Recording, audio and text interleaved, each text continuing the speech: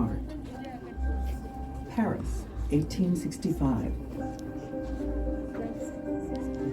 Edouard de Laboulaye, a professor of constitutional law and history, and a great admirer of American liberty, is inspired by news that slavery in the United States has been abolished.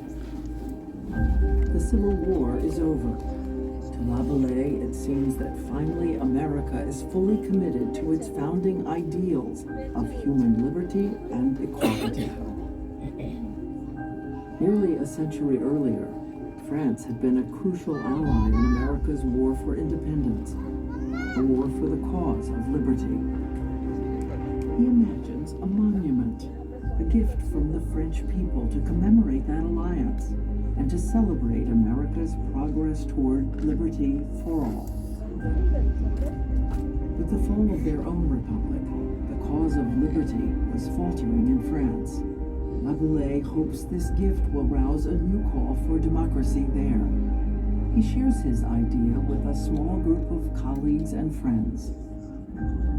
Among Laboulaye is Frédéric Auguste Bartholdi, a talented Parisian sculptor. He is fascinated by the colossal monuments of antiquity and the powerful impact of using figures of immense scale to express enormous ideas.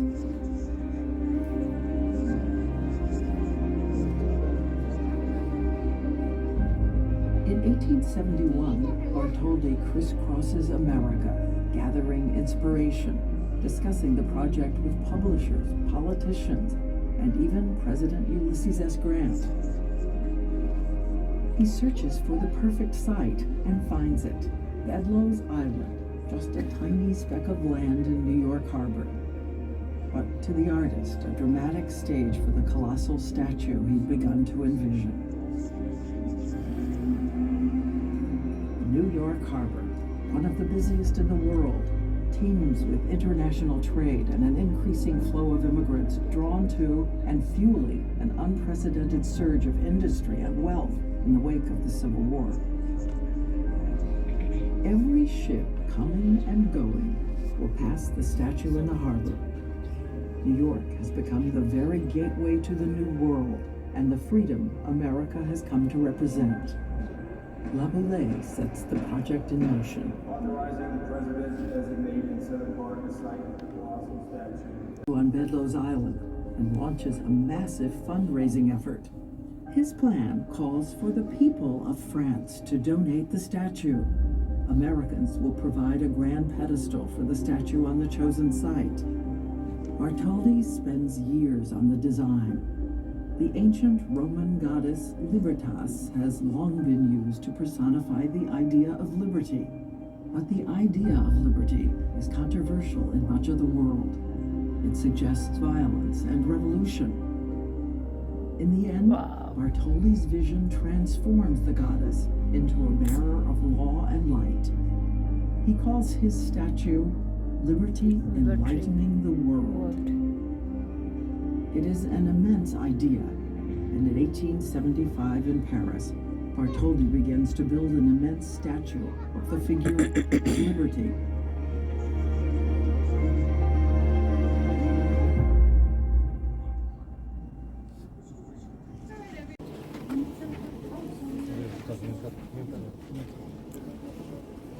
A model of the statue, just 4 feet tall. The sculptor and his team of skilled artisans begin to create a statue that will be 151 feet tall. They make thousands of measurements in order to fashion accurate, full-scale plaster casts of the statue's individual parts. They build 300 wooden forms that follow every contour of the plaster models. Then use the forms to hammer sheets of copper into shapes that will fit together like gigantic puzzle pieces. The epic puzzle takes more than 5 years to complete. Bartholdi stokes public enthusiasm with showings of work in progress in the United States and Paris. He sells tickets for tours of his workshops. Meanwhile, the sculptor has engineering problems to solve. The statue's copper skin weighs more than 179,000 pounds. Liberty cannot stand without internal structure. For this, Bartholdi turns to the brilliant Alexandre Gustave Eiffel, later famed for what Americans call the Eiffel Tower. Paris, 1881. The full statue begins to rise up, towering over the neighborhood surrounding the construction yard. By completion, more than 300,000 people have come to behold her. Dignitaries, artists, writers, and everyday gawkers, all stunned by her scale and stirred by the power of the idea she conveys. Bartholdi's crew disassembles the statue and packs it in more than 200 crates for its voyage across the Atlantic. With its heavy load, the ship plows through storms and high winds and nearly capsizes. But on June 19, 1885, the French ship Isère enters New York Harbor, met with enormous fanfare and a naval parade.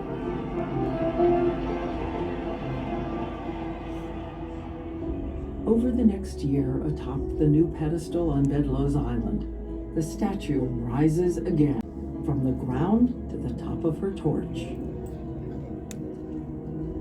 October 28, 1886, America formally dedicates the Statue of Liberty.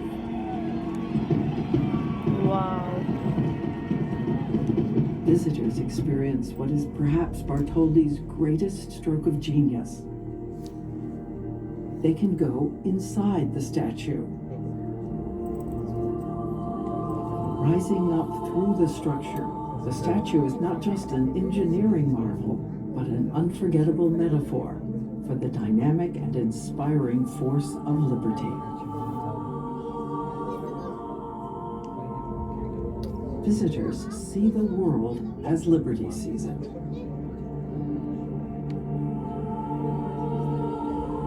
The statue lifts a torch of hope, lighting the way to possibility, to the promise of liberty and justice for all.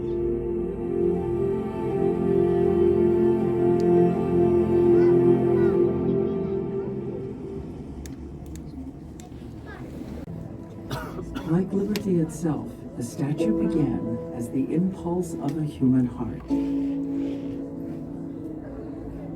The Statue of Liberty is at once an emblem of America's highest ideals and the deep ironies of our history.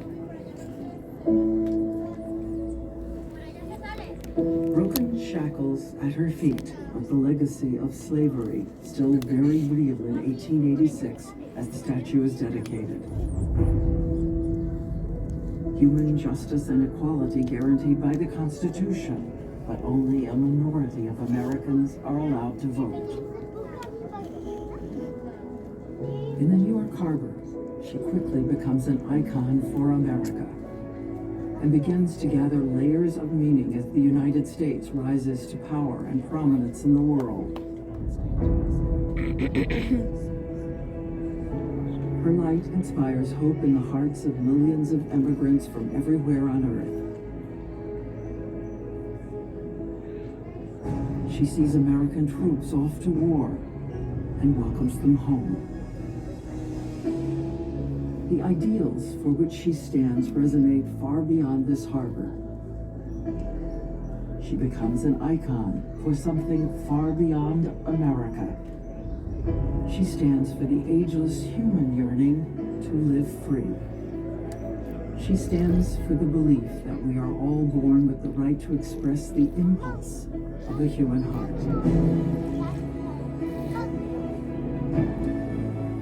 She stands for the freedoms of life, liberty, and the pursuit of happiness, and for the laws that guarantee those freedoms for all. That is the hope that speaks to the ages. That is liberty enlightening the world.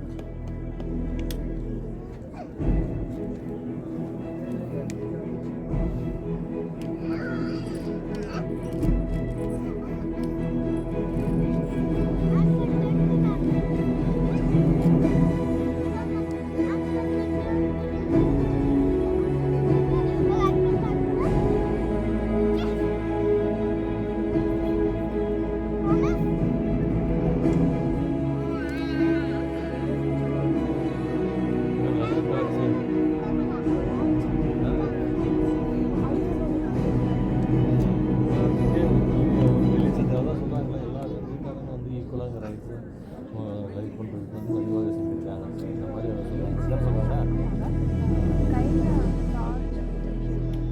அது வந்து அதை வந்து light எடுத்து உலகத்துக்கு காமிக்கிறாங்க.